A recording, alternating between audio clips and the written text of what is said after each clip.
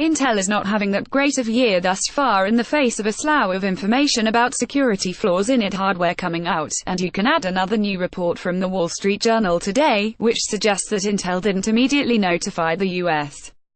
government of the issues to that list.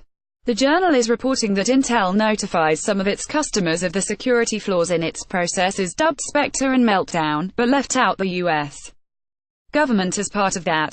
Some of the companies Intel notified included Chinese technology companies, though the report suggests there is no evidence that any information was misused. An Intel spokesperson told the journal that the company wasn't able to tell everyone it planned because the news was made public earlier than expected. The latter part of that is probably going to sting a little harder because it would seem that Intel was going to give the U.S. government little lead time ahead of disclosure of the flaw. As security editor Zach Whittaker points out on Twitter, this is grade A crap. Several people told me Meltdown Spectre's planned disclosure was set for January 9th but was revealed on January 3rd after a POC came out. Based on WSJ, Intel was going to tell the US Gov.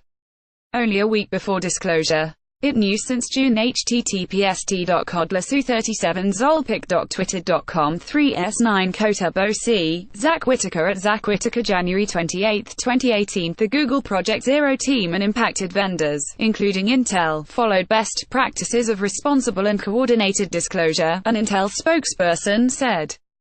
Standard and well-established practice on initial disclosure is to work with industry participants to develop solutions and deploy fixes ahead of publication. In this case, news of the exploit was reported ahead of the industry coalition's intended public disclosure date, at which point Intel immediately engaged the US government and others. Intel has had to scramble to respond to the news, which came out nearly a week earlier than expected.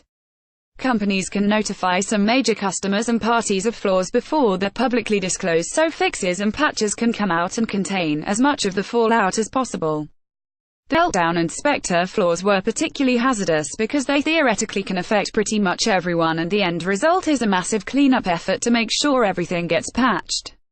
But because of the scale of the issue, and Intel's very precarious position of having to ensure as limited impact to its customers as possible, it's a very tricky situation to figure out who to inform and when in order to ensure everything gets resolved without the information becoming widespread and a source of additional risk for those customers.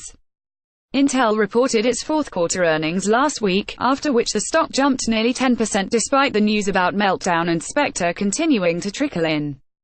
While we've made progress, I am acutely aware that we have more to do. Intel CEO Brian Krzanich said on the call to discuss his fourth quarter results. We've committed to being transparent, keeping our customers and owners appraised of our progress and, through our actions, building trust. Security is a top priority for Intel, foundational to our products, and it's critical to the success of our data-centric strategy. Our near-term focus is on delivering high-quality mitigations to protect our customers' infrastructure on these exploits.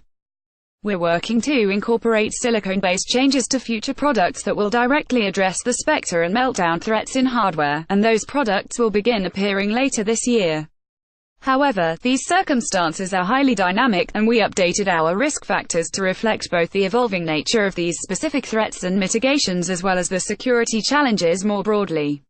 Featured image Mandel Getty Images.